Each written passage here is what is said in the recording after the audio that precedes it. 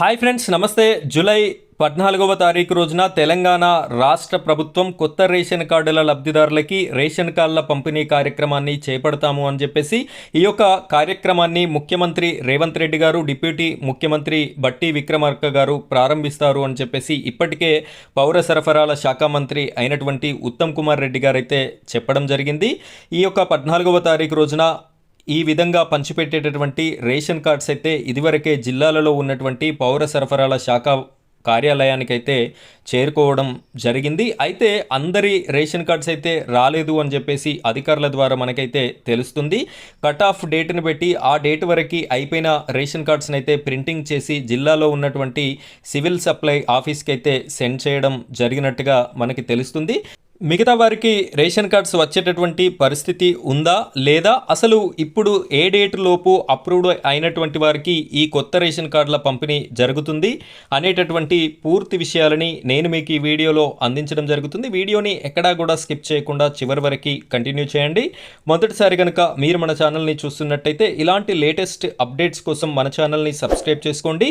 ఇదే విధంగా వీడియోస్ని ఎప్పటికప్పుడు చూస్తూ ఉంటారని మనస్ఫూర్తిగా కోరుకుంటున్నాను. ఇప్పుడైతే మనం వీడియో టాపిక్లోకి వెళ్ళినట్టయితే ఇప్పటివరకు ఇంకా ఈ యొక్క రేషన్ కార్డులకి ఎవరైనా అప్లై చేసుకున్నట్టయితే ఇక్కడ ఒకసారి చూడండి. నిర్విరామ ప్రక్రియ రేషన్ కార్డుల జారీ, కుటుంబ సభ్యుల పేర్లను చేర్పించే ప్రక్రియ నిర్విరామంగా కొనసాగుతుందని అధికారులు పేర్కొంటున్నారు. చాలామంది ఉమ్మడి కుటుంబాలకు చెందిన వారు వారి పేర్లను పాత కార్డుల నుంచి తొలగించాలని దరఖాస్తులు పెట్టుకుంటున్నారు.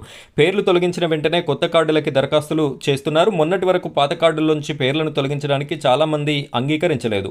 దరఖాస్తులు చేసుకున్న వారికి వెంటనే కొత్త కార్డులు జారీ కావడంతో చాలామంది కొత్త రేషన్ కార్డుల కోసం దరఖాస్తు పెట్టుకుంటున్నారు. ఇక్కడైతే ప్రతి ఒక్కరికి కూడా ఇదివరకు ఉన్నటువంటి రేషన్ కార్డులో మీ యొక్క పేరుని డిలీట్ చేసుకొని మళ్ళీ కొత్త రేషన్ కార్డు కోసం అప్లై అయితే చేసుకుంటే 10-15 రోజుల్లోనే మీకు అప్రూవ్డ్ అయిపోయి కొత్త రేషన్ కార్డు అయితే మంజూరు అవ్వడం జరుగుతుంది. ఇదివరకు ఇంకా ఎవరైనా ఆ విధంగా చేసుకున్నట్టయితే చేసుకోండి. మీకు ఏమైనా డౌట్స్ ఉన్నట్టయితే కామెంట్ రూపంలో తెలియజేయండి. డిస్క్రిప్షన్లో మన వాట్సాప్ గ్రూప్ కూడా ఉంటుంది. మీకు ఏమైనా డౌట్స్ ఉంటే నేరుగా అక్కడ నాతో చాట్ కూడా చేయడానికైతే అవకాశం ఉంటుంది. ఇక్కడ ఒకసారి క్లియర్గా చూసినట్టయితే కామారెడ్డి జిల్లాకి సంబంధించినటువంటి న్యూస్ అప్డేట్ ఇది. అర్హులకి ప్రభుత్వం కొత్త రేషన్ కార్డులు జారీ చేస్తుంది. కుటుంబ సభ్యుల పేర్లను కూడా పాత కార్డుల్లో చేర్చుతుంది. గత 10 ఏళ్లుగా ఈ ప్రక్రియ నిర్వహించకపోవడంతో చాలామంది అర్హులకి రేషన్ కార్డులు దక్కలేదు. బియ్యం కోటా కూడా రాకపోవడంతో ఇన్నాళ్లుగా ప్రభుత్వ కార్యాలయాల చుట్టూ తిరిగారు. ప్రస్తుతం ప్రభుత్వం ఈ ఏడాది ఏప్రిల్ మాసం నుంచి కొత్త రేషన్ కార్డులు జారీ ప్రక్రియకి శ్రీకారం చుట్టింది. ఇప్పటికే జిల్లా వ్యాప్తంగా 3,889 కొత్త రేషన్ కార్డులు జారీ అయ్యాయి. 66,114 మంది కుటుంబ సభ్యుల పేర్లని పాత కార్డుల్లో చేర్చడం కూడా జరిగింది.